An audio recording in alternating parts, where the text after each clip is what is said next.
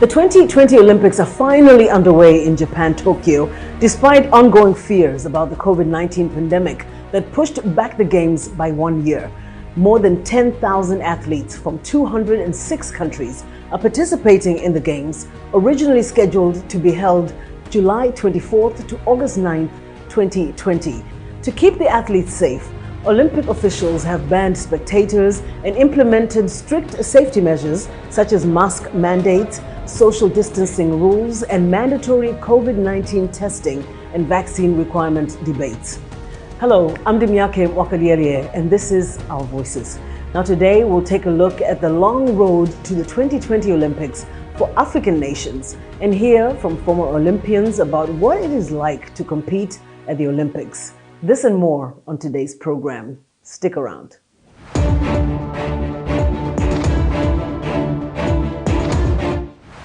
To the disappointment of many Olympic fans, spectators have been banned from attending the ongoing Olympic and Paralympic Games in Tokyo in response to Japan's latest wave of COVID-19 infections.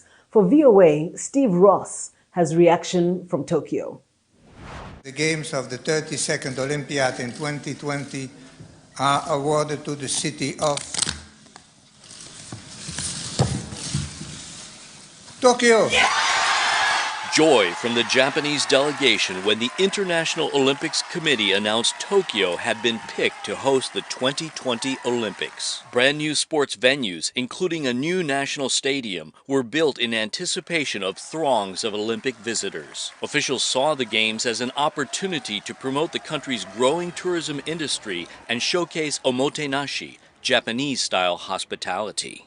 But the COVID-19 pandemic disrupted plans. The Games were postponed a year, and in March, international spectators were banned. Earlier this month, in the face of rising infections, officials banned nearly all domestic spectators too. I think the reaction from the Japanese people, they haven't been supportive of the 1 year postponement.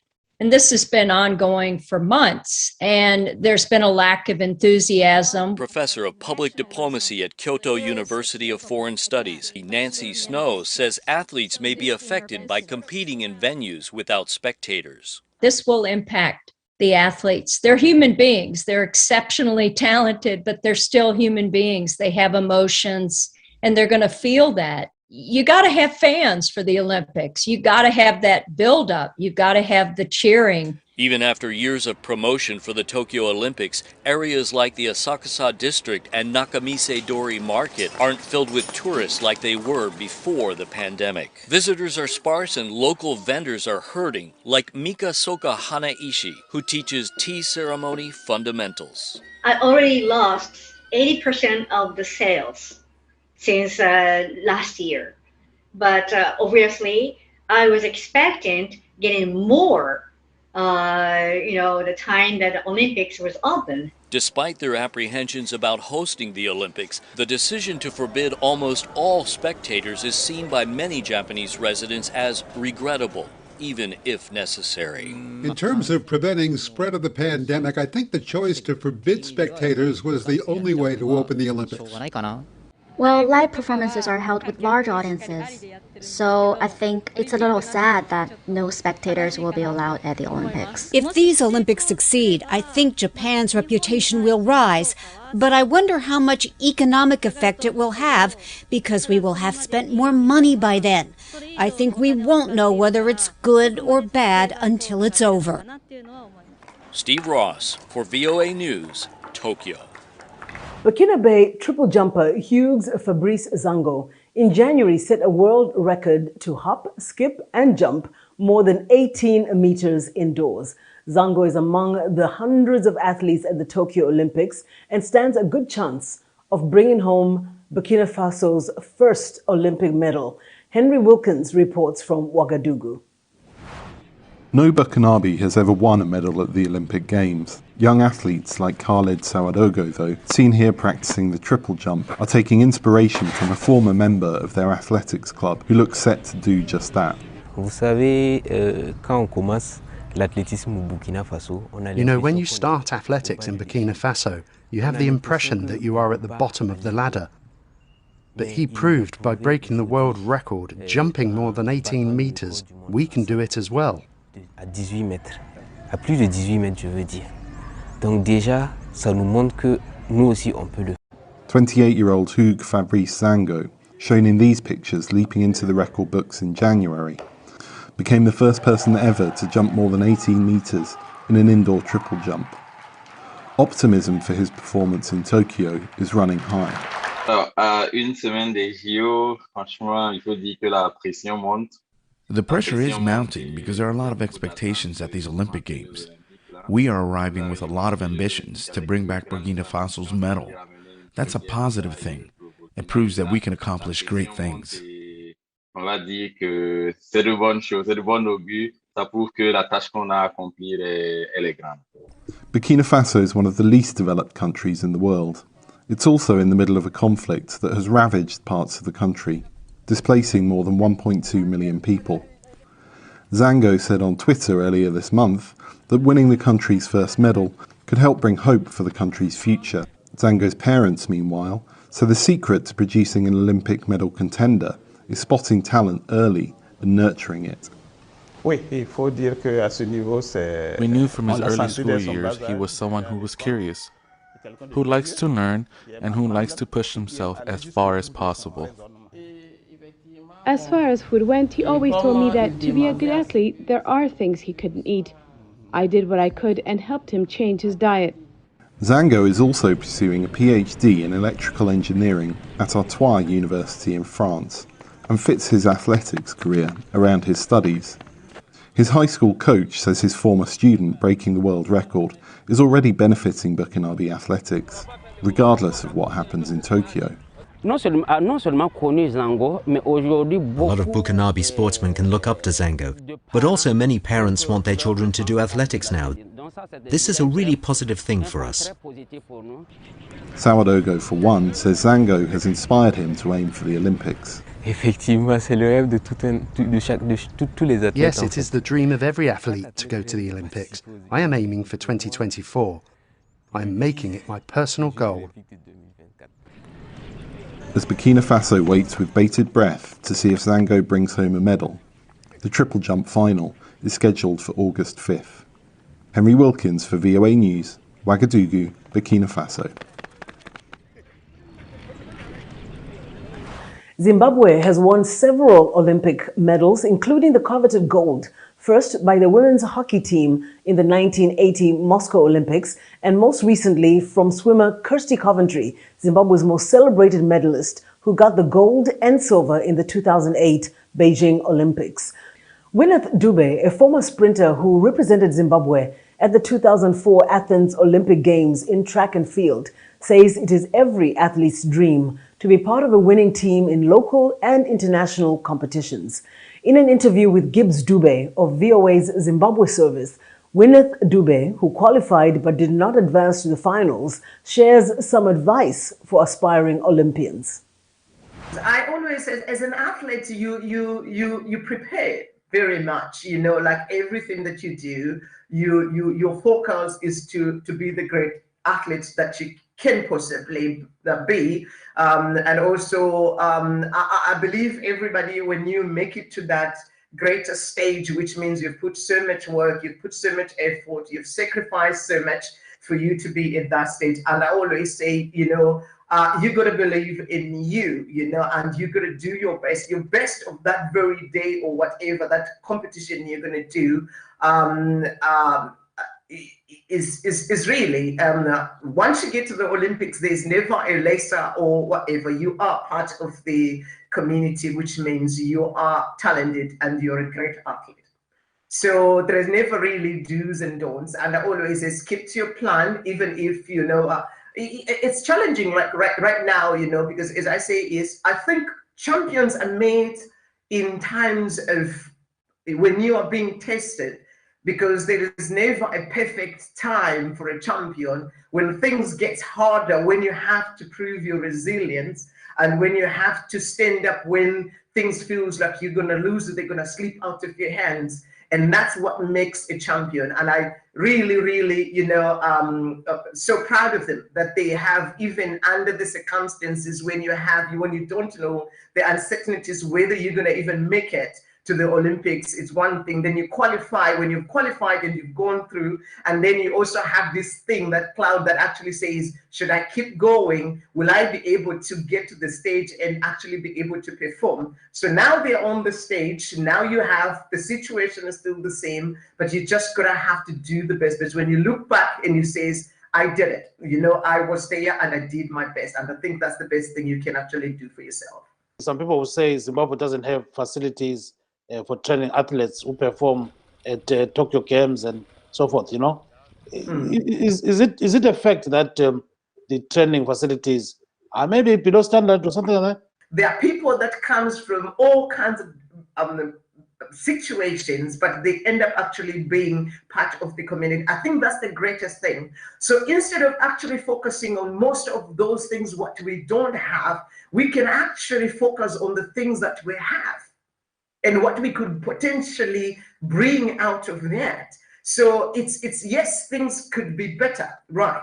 So if we look at the things as they are now, because I'm even saying, even if we're the best facilities, nobody could knew that COVID would come and it will throw things, everything. It doesn't matter with the best facilities or not. People, all of them, they're also not well prepared, or there to try by all means to create an environment so that they can be prepared for the games. So for athletes, I always say you can't really always have for the best circumstances and the best everything. But if everything is made easier for you, I always say, then there is nothing to challenge you to prove that you are actually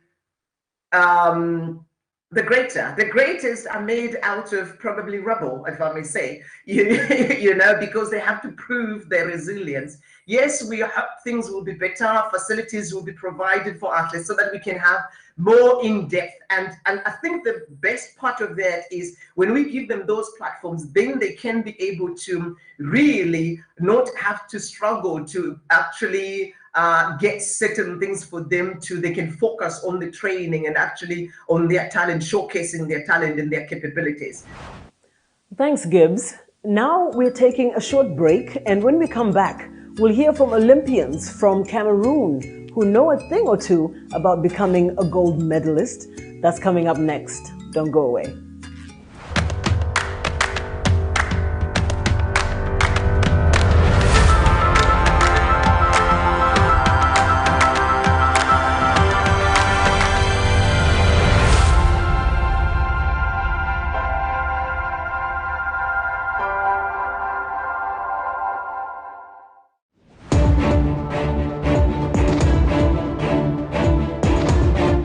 Welcome back. You're with Our Voices. I'm Dimyake Wakaliele. Cameroon is fielding 12 athletes in 6 disciplines for this year's Games. The country has 5 medals in track and field, including 3 golds from past Olympics. Individually, only Françoise Bango-Eton has climbed to the top of the podium, 2004 in Athens and 2008 in Beijing. The double Olympic champion in the triple jump has founded an institute which trains young people in sports. Let's see this in the report by Emmanuel Jules Ntap. Today, the students of Francois Mbango Institute of Sports and Physical Education in Yaoundé are completing a series of lectures as a prelude to the end-of-year exam. The institute has been operational for a year. I came here to specialize in sporting events.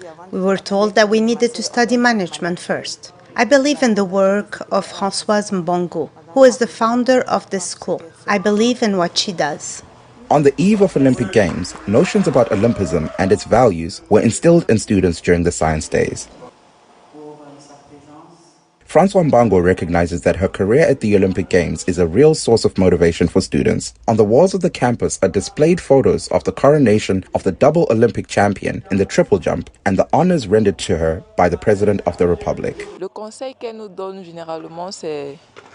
The advice she generally gives us is believing in everything you do in life, meaning if you have decided to come to the Francois Mbango Institute to become a sports teacher, then you have to give it your all. You have to be thorough, you have to be diligent, you have to believe in yourself to be successful in life.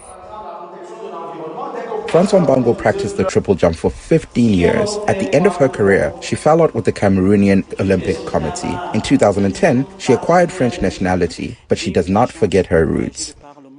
I had the chance to travel the world, but before that I had coaches here in Cameroon. I think I have a capacity to understand sports very quickly and to bring it to a professional level. I have a lot of experience and I want to share it because here in Cameroon and in Africa there is a huge need for training so that people know what to do, whether for training high-level athletes or for physical education. Cameroon will field 12 athletes for the Olympic Games in Tokyo, with hopes of medals in 2 disciplines, wrestling and judo. Reporting for Voice of America, this is Mike Wove for Emmanuel, Jules and Tub. 29 athletes from 11 countries comprise the International Olympic Committee's Refugee Olympic team. As VOA's Laurel Bowman reports, it is only the second time in history that a team of refugee athletes will compete in the Games. These South Sudanese athletes are among the 29 athletes on the Refugee Olympic team. They'll compete in the Summer Games in Tokyo that open on July 23rd. For the 29 athletes that I'm going to lead, I think we will not miss a medal. We have also Popole for the judo from Brazil. We have this lady from Iran who's already have a medal in the taekwondo. The athletes hail from 11 countries, including Afghanistan, Eritrea, Cameroon, and Iraq.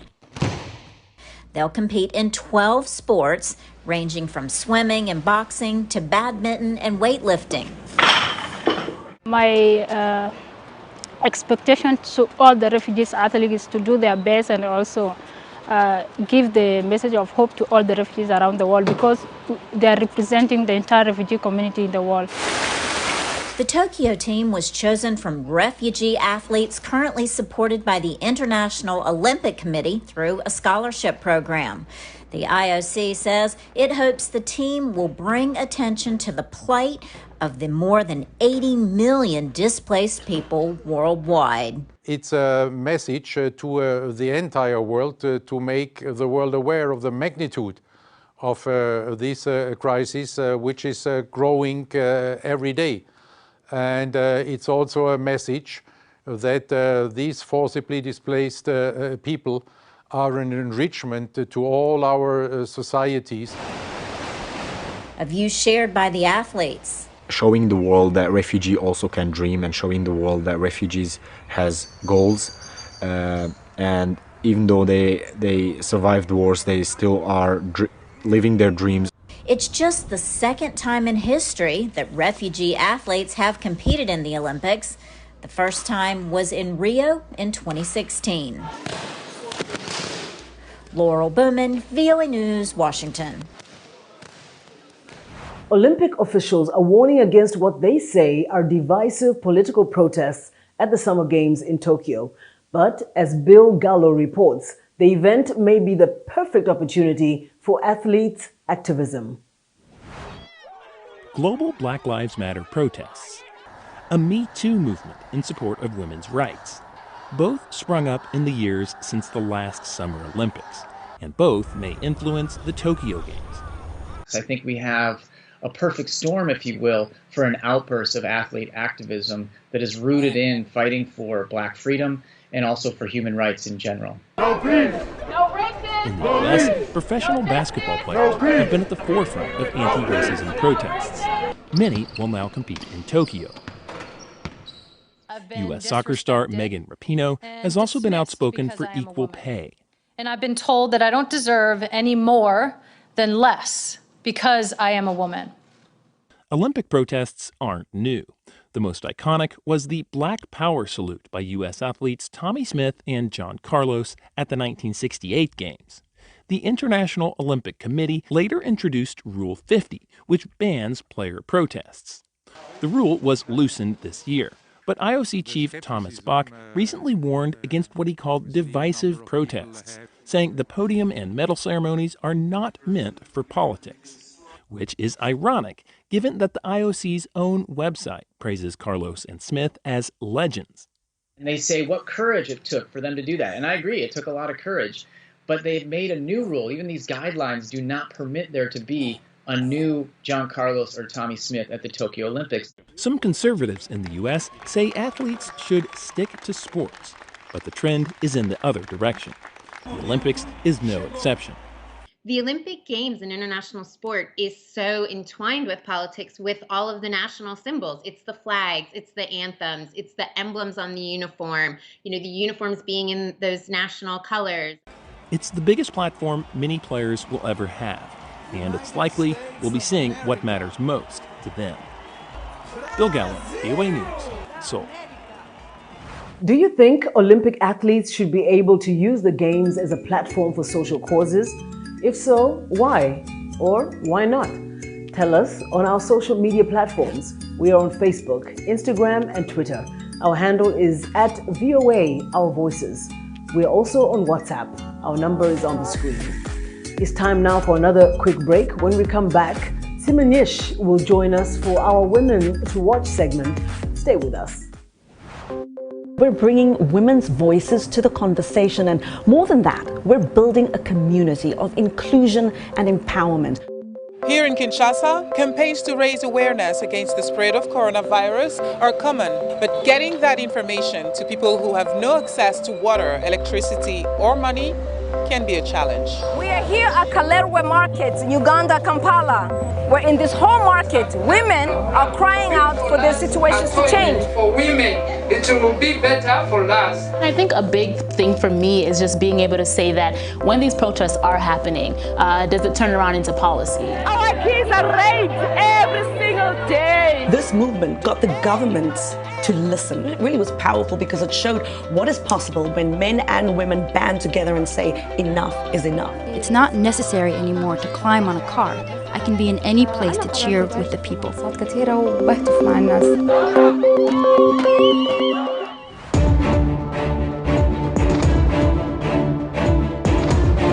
Welcome back. You're with Our Voices. It's time now for our Women to Watch segment.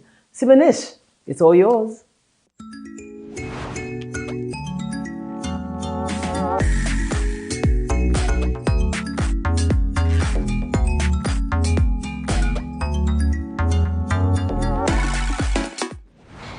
Miyake, and hello everyone. I'm happy to bring you this week's Women to Watch segment.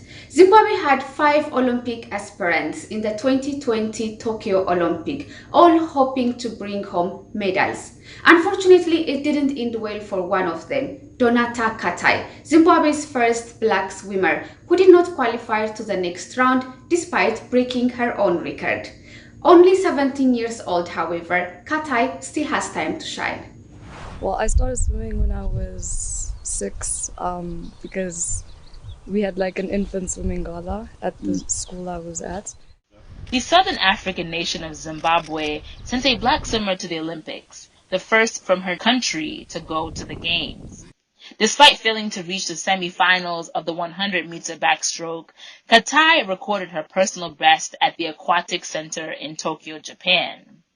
17-year-old Donata Katai won African youth titles and broke youth records once held by 2-time Olympic champion Kirsty Coventry, who was not only Zimbabwe's most successful swimmer, but also Africa's most decorated Olympian.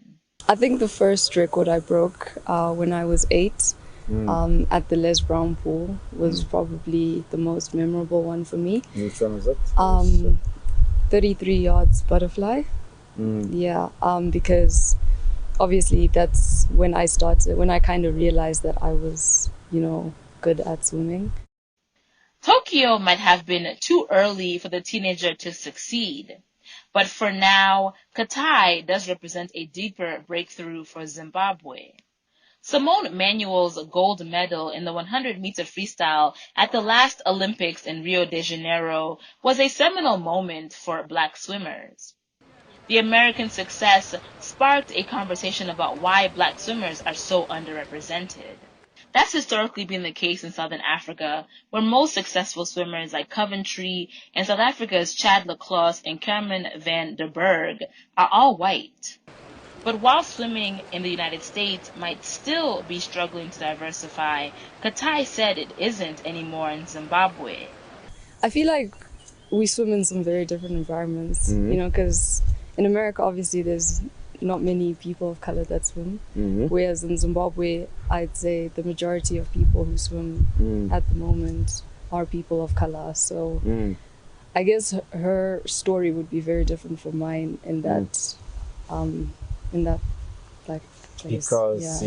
Because I wouldn't say I'm part of a minority group in Zimbabwe. Katai's talent has drawn some of the country's top coaches since the age of 8. Her current coach, Kathy Lobb, said Katai is the first swimmer she has taken all the way to the Olympics. Each child is an individual, and yes, she does the same stroke as Kirsty, and she's happened to have broken Kirsty's couple of records, but yeah, each child's an individual, and I certainly am not comparing her to Kirsty. I think who knows, when she goes to university, she may well change strokes altogether.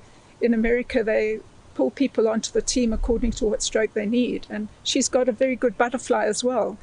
At the South Africa Junior Champs, she's won several medals in both backstroke and butterfly. Tokyo was a pure excitement for Katai, and her swimming career has just begun. Share your comments using the hashtag VOA Our Voices. For more coverage on 2020 Tokyo Olympics, go to our website www.voanews.com. Until next time, I am Simanish Goye. Thanks, Simanish. And that's where we end our show this week. Thank you to my colleagues here on Our Voices. And on behalf of everyone and at the Voice of America, I'm Dimiake Mokaliere. Thank you for watching.